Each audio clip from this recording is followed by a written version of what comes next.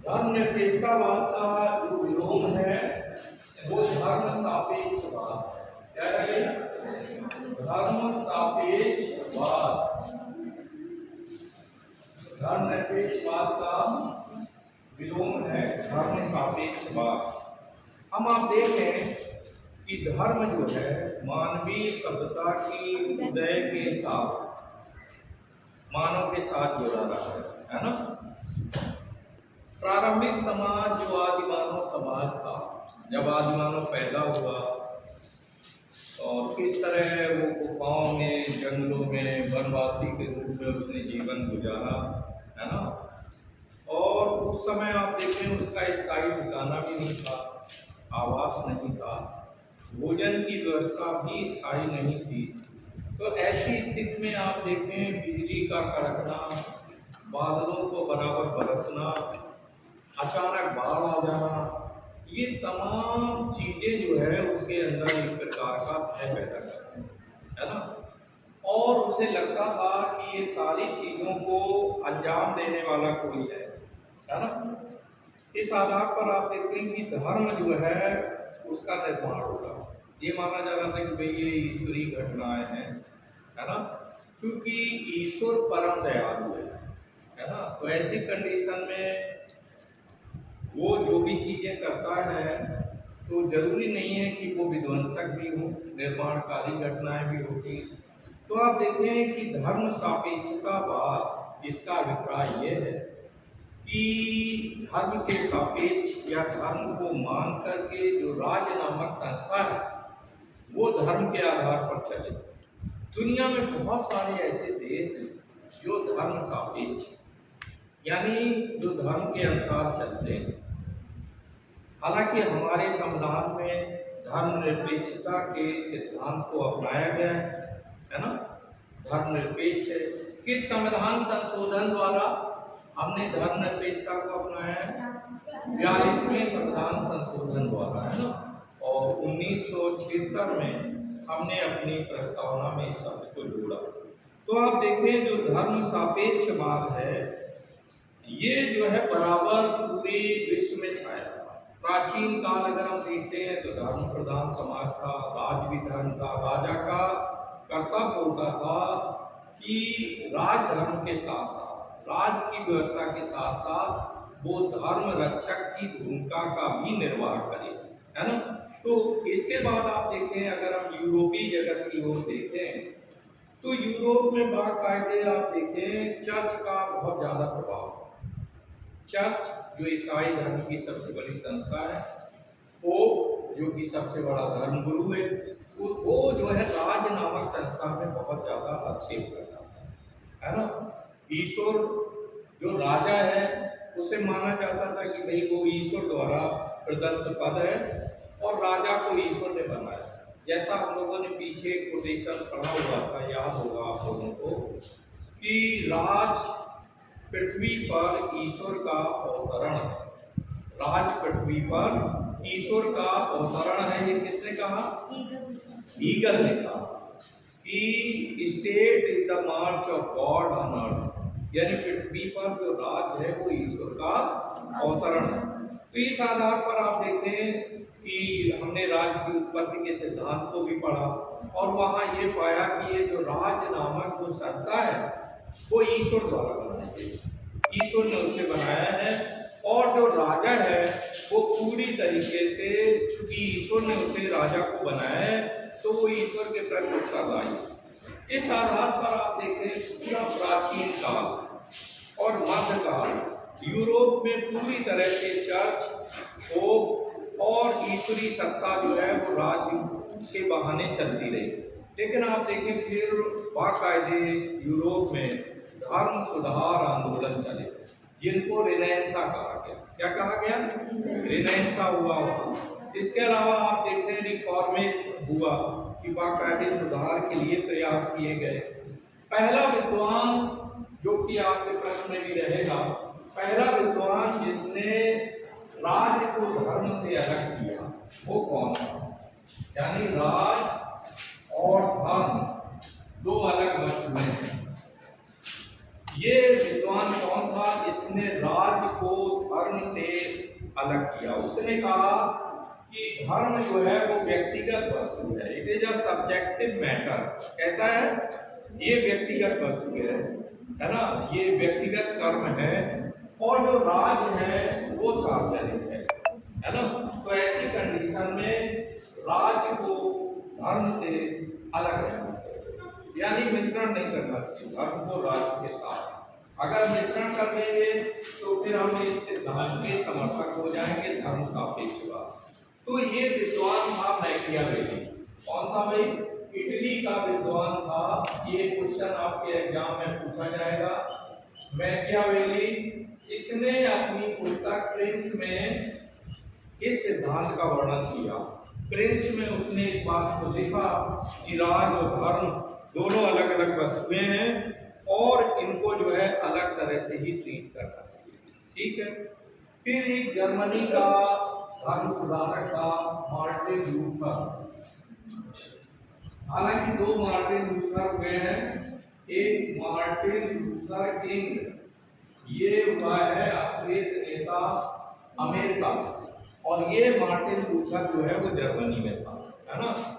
Martin Luther ने भी church की सत्ता का विरोध किया और उसने कहा कि चर्च को, ये जो ईश्वर का अपने को स्वयं भू नेता मानता है चर्च, तो इसको चर्च को राज्य में बेवजह हस्तक्षेप नहीं करना चाहिए। इसके बाद आप देखें, धीरे धीरे आप देखते हैं कि बाकायदे लोकतंत्र का उदय होने लगा। किसका?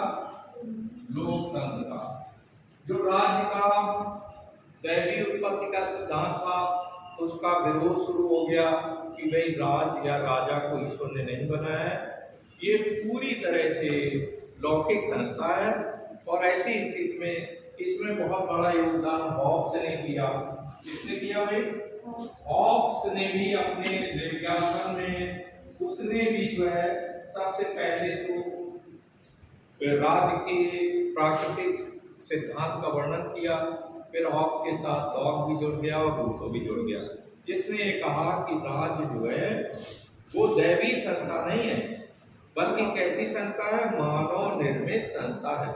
मानव ने अपनी सुविधाओं के लिए राज्य नामक संस्था को जन्म दिया है। बैठो या उधर देखिए। हाँ ठीक है। तो इस तरह से आप देखें लोकतंत्र का उदय हुआ, और इसके बाद आप देखें कि इसकी बयार जो है, इसकी जो हवा है वो कहाँ से चली? यूरोप से चली। यूरोप में धर्म सापेक्षवाद का विरोध शुरू हो गया और धर्म निरपेक्षता के सिद्धांत को आगे बढ़ाया गया। इसके बाद दुनिया के तमाम देशों ने धर्म सापेक्षवाद को हटा दिया, मानववाद का, लोकतंत्र का पुरजोर समर्थन किया। आप देखें, प्रश्न ये उठता है कि धर्म सापेक्षवाद किन अर्थों में गलत है और धर्म निरपेक्षतावाद कैसा है? आप देखें, अगर धर्म के अनुसार राज नामक संस्था काम करेगी तो ऐसी स्थिति में अल्पसंख्यकों का या बहुत सारे अन्य धर्मावलंबियों का विरोध शुरू हो जाएगा। तो ऐसी कंडीशन में राज्य जो है उसके लिए पूरी प्रजा जो है उसकी अपनी प्रजा है और उसका उसे पुत्रवत पालन करना चाहिए। लेकिन यहाँ आप देखें लेंस बदल जाएगा। अगर धर्म सापेक्षवाद होगा तो बाकायदे निरंकुश शासक होंगे और इसके अलावा वो केवल अपने धर्म का ढिंढोरा पीटेंगे और दूसरे धर्मों को हतोत्साहित करेंगे। उन्हें कहा जाएगा वो विधर्मी। कैसे हैं? यानी हमारे धर्म के नहीं है तो विधर्मी हैं और उनके साथ निरंकुश व्यवहार किया जाएगा। इसलिए आप देखें एक प्रोग्रेसिव टर्म जो है वो धर्म सापेक्षवाद का इसका जन्म हुआ।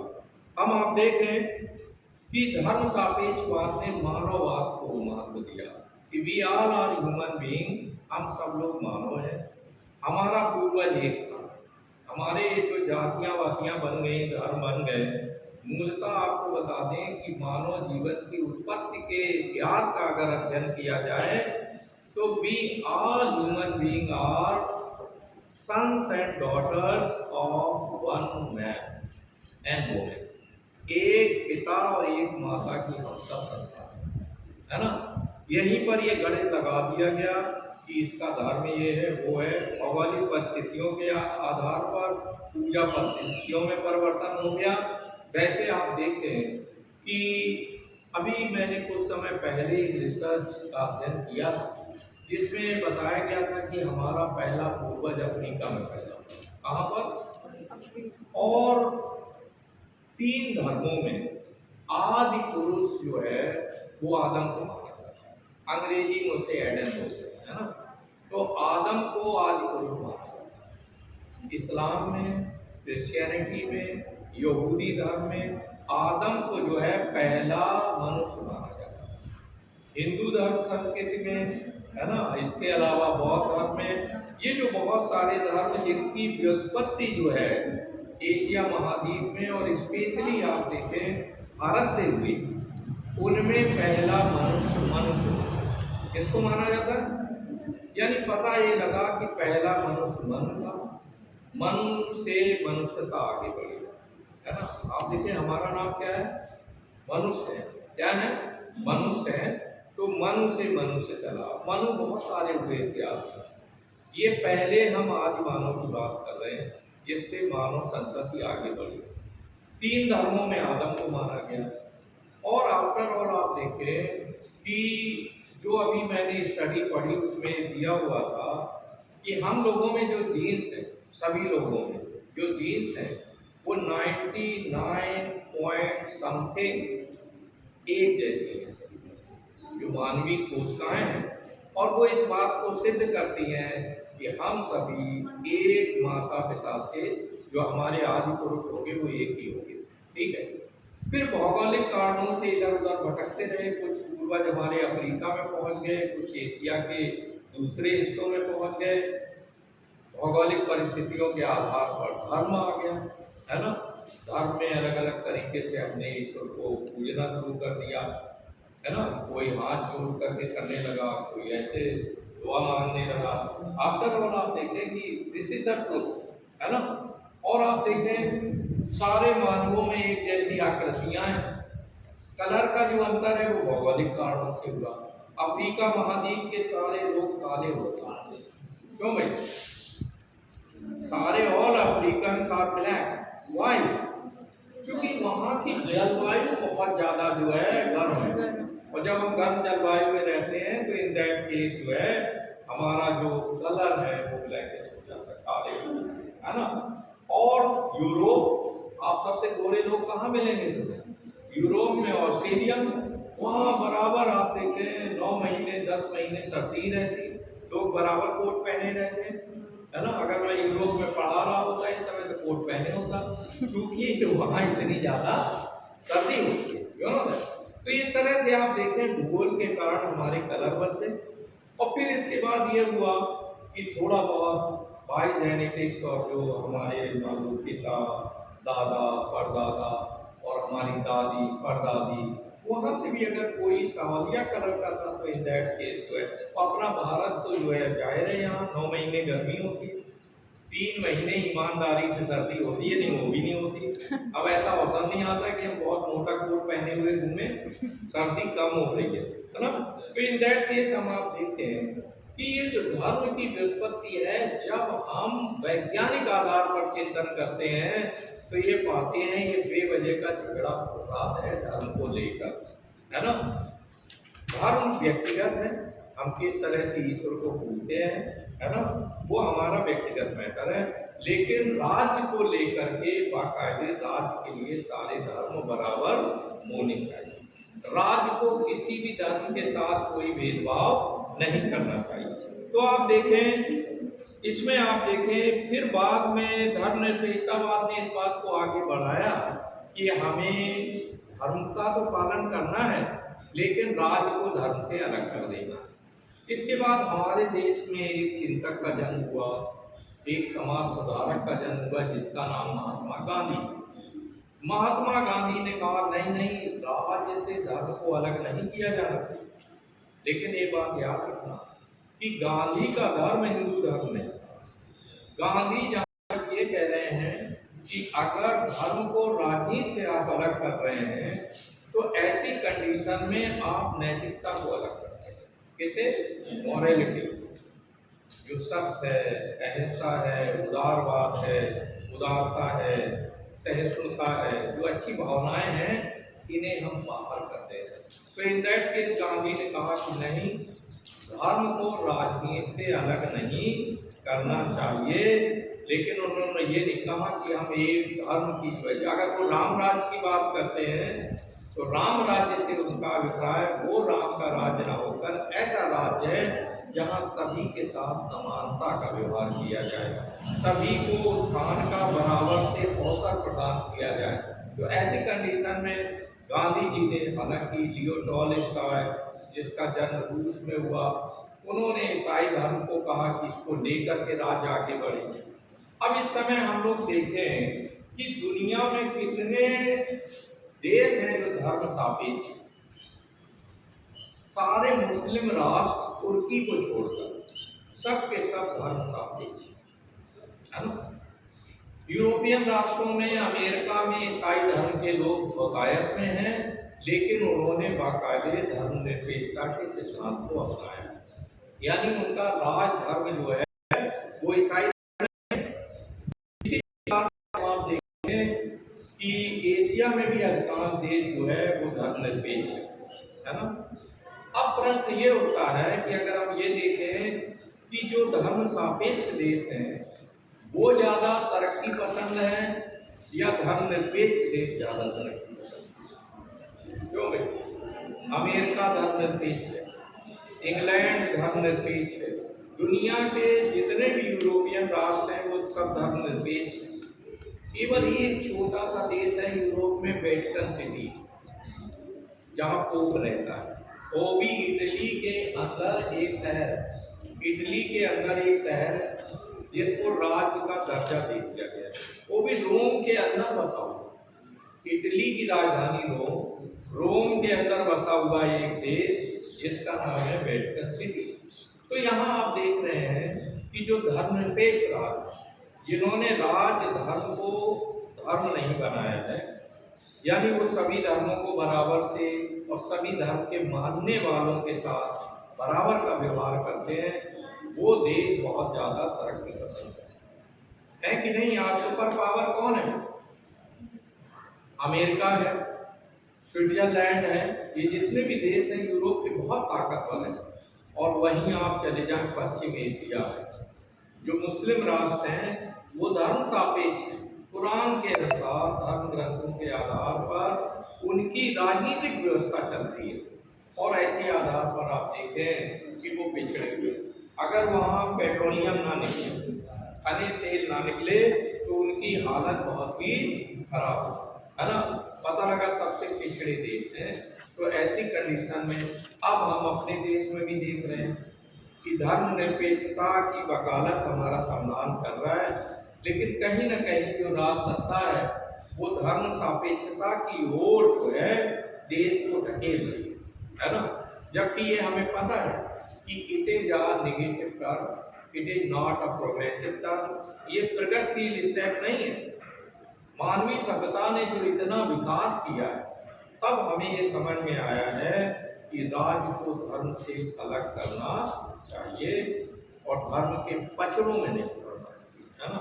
लेकिन फिर भी कुछ लोग अपनी राजनीतिक रोटियां सेकने के लिए धर्म का इस्तेमाल या धर्म का दुरुपयोग कर रहे हैं अपने व्यक्तिगत लाभ के लिए।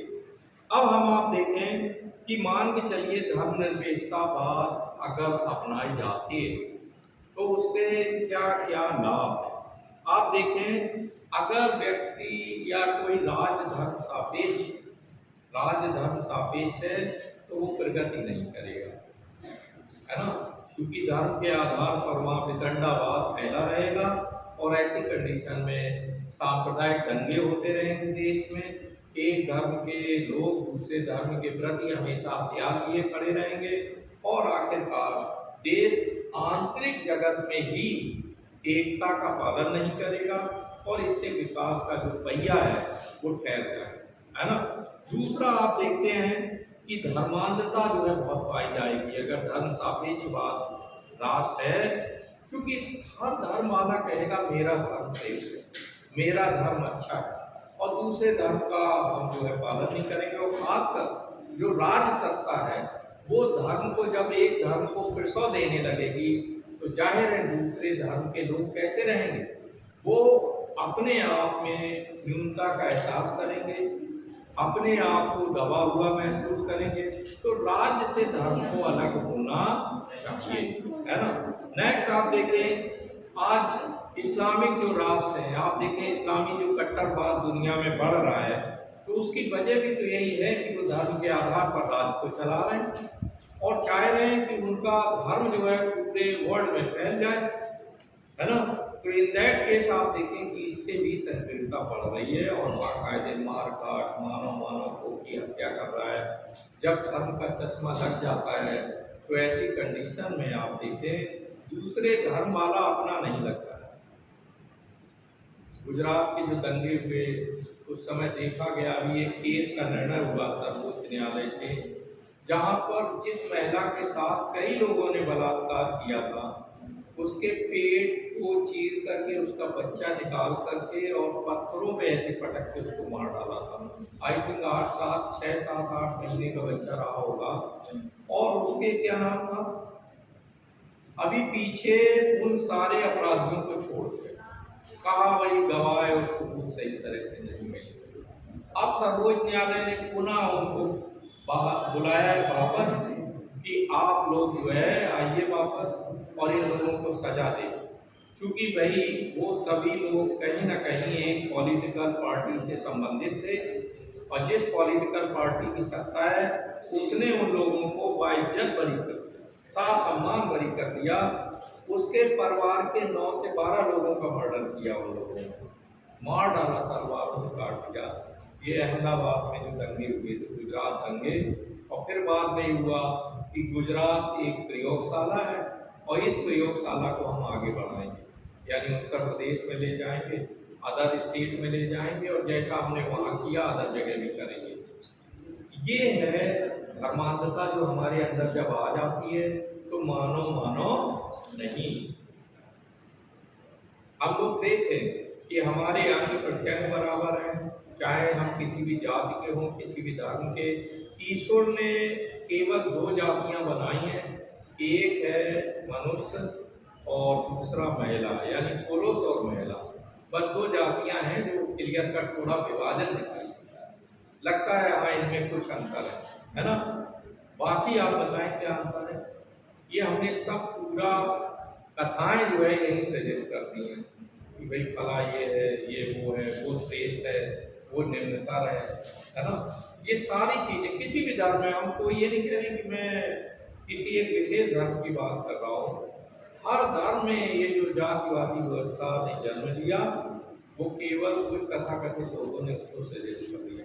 बाकी सारे ऑल ह्यूमन बीइंग, सारे सभी लोग बराबर हैं और सृष्टि के रचयिता ने इसमें कोई भेदभाव नहीं किया। तो आज आप देखें अगर धर्मनिरपेक्षतावाद है तो उससे उदारवाद बढ़ेगा।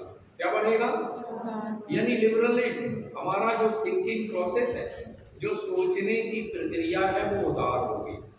हमारा चश्मा कम लेंस का नहीं होके ज़्यादा लेंस का होगा और हम सबको एक जैसा देखेंगे, बराबर से देखेंगे, उदारता आएगी हमारे अंदर। तो अगर हम धर्म सापेक्षवाद की ओर बढ़ जाएं तो जाहिर है हम संकीर्ण होंगे।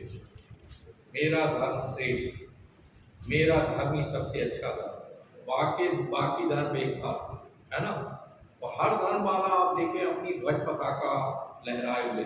स्वामी विवेकानंद जी ने जब शिकागो में लेक्चर दिया 1893 में, तो उन्होंने यही कहा कि सारे धर्म अपनी अपनी ध्वज पताका को ऊपर किए हुए हैं, जबकि सारे धर्मों का हाल उसी तरह से है जैसे विविध नदियां टेढ़े मेढ़े रास्तों को तय करते हुए अंत में एक समुद्र में जाकर विलय कर जाती हैं। वैसे ही सारे धर्म हैं। मैंने बताया कि साधना के तरीके अलग अलग हो सकते हैं, लेकिन हम एक ही ईश्वर को साधने का प्रयास करते हैं। ये मोटी बात है और यही सही बात। बाकी जो कुछ है रोका नहीं जा रहा है कि हम धर्म सापेक्ष रहें व्यक्तिगत जीवन में, लेकिन जब राज्य सत्ता में पहुंच जाएं तो फिर सभी धर्म के लोगों को बराबर से देखा जाए। आप देखें जब हम धर्मनिरपेक्ष होंगे तो समाजवाद आएगा। इसका अर्थ कदापि नहीं है कि समाजवादी पार्टी आएगी। समाजवाद से अभिप्राय यह है कि सभी के साथ समानता का व्यवहार किया जाए, किसी के साथ यानी असमानता का जो है दंश उसे नहीं झेलना होगा। और नेक्स्ट आप देखें, हम अंतरराष्ट्रीयवाद की ओर बढ़ जाएंगे। अंतरराष्ट्रीयवाद कब आएगा? अगर हर लोग अपने अपने धर्म का झंडा लिए प्रत्येक राज्य अगर खड़ा हो जाएगा तो बताइए हम अंतरराष्ट्रीय रूप में एक हो सकते हैं? नहीं। इस्लामिक राष्ट्र कहेंगे नो, हमें नहीं स्वीकार है वहाँ एक हिंदू धर्म का झंडा लगा हुआ, एक ईसाई धर्म का झंडा लगा हुआ, इसी पे लड़ जाएंगे। तो ऐसी कंडीशन में राज्य नामक संस्था को धर्मनिरपेक्ष होना ये वैज्ञानिक है और ये प्रोग्रेसिव यानी प्रगतिवादी धर्म है। ठीक है भाई। आगे आप देखें कि धर्मनिरपेक्षतावाद जो हमारे संविधान में अपनाई गई, अगर हम भारत में धर्मनिरपेक्षता की बात करें तो आप देखें प्राचीन काल में और मध्य काल में आप देखें धर्म को लेकर ज़्यादा झगड़ा फसाद नहीं हुआ, लेकिन जहाँ ही अंग्रेज आए उन्होंने डिवाइड एंड रूल के तहत जो है विविध धर्मों के लोगों को लड़ाने का काम किया। और चूंकि दो धर्म वाले ज़्यादा थे, हिंदू धर्म के और इस्लाम धर्म के लोग, तो इन्हें लड़ाने का काम बहुतायत मात्रा में जो है अंग्रेजों ने किया। तो इसीलिए आप देखें जो हमारे संविधान निर्माता थे डॉक्टर भीमराव अम्बेडकर और तमाम संविधान सभा में जो सम्मानित सदस्य थे, उनकी सोच बहुत प्रगतिशील थी। उन्होंने समय के आगे बढ़ते हुए बाकायदे कहा कि धर्म सापेक्षता से हम पीछे की गिनती गिनेंगे, हमें आगे जाना है, इसलिए हम अपने राज्य को धर्मनिरपेक्ष बनाएंगे। धर्मनिरपेक्षता से अभिप्राय नास्तिकता नहीं है, इस बात को भी समझ लें। धर्मनिरपेक्षता से अभिप्राय ये नहीं है कि राज्य धर्म को मानेगा ही नहीं, राज्य सभी धर्मों को मानेगा, सभी को एक समान देखेगा और किसी भी धर्म के साथ कोई भेदभाव नहीं करेगा। ये प्रगतिशील कदम है, इसीलिए आप देखिए हमारे संविधान निर्माताओं ने इसे अपनाया। अब भाई कुछ लोग लगे हुए हैं कि आफ्टर ऑल जो है धर्म सापेक्ष राज्य बन जाए, हिंदू राष्ट्र राज्य बन जाए। तो प्रश्न यहाँ ये उठता है कि अगर मान लीजिए किसी राज्य का राज धर्म हिंदू या इस्लाम या ईसाई बना दिया जाए तो क्या प्रगति के दरवाजे खुल जाएंगे? हम जहां हैं वहीं पड़े रहेंगे। प्रगति के लिए हमें दूसरे कर्म करने होते हैं। ये थोड़ी है कि हम धर्म की डुगडुगी पीटते रहेंगे और हम आगे निकल जाएंगे। भारतीय संसद में और अमेरिका की संसद में अपनी विदाई भाषण में बिल क्लिंटन ने कहा था कि अमेरिका तब तक दुनिया का सिरमौर बना रहेगा जब तक वो विविध धर्मों के लोगों की सेवाएं अपने देश में लेता है। जिस दिन उसका चश्मा संकीर्ण हो जाएगा, सोच संकीर्ण हो जाएगी और वो ये कहने लगेगा कि ये इंडियंस हैं, ये इराक के रहने वाले हैं, हम इनको नहीं, हम अमेरिकन को आगे बढ़ाएंगे या हम ईसाइयत को आगे बढ़ाएंगे, उसी दिन अमेरिका जो है उल्टी गिनती गिनना। आज हम लोग देख सकते हैं कि जब हमारे बहुत सारे वैज्ञानिकों को जो नोबेल पुरस्कार मिला वो अमेरिका में जाकर के मिला। वजह वहाँ बाकायदे विकास के सारे संसाधन मौजूद रहते हैं और वहाँ व्यक्ति के साथ कोई भेदभाव नहीं किया जाता, धर्म के चश्मे से उसे नहीं देखा जाता। नेक्स्ट हम लोग इसको अगला हो गया।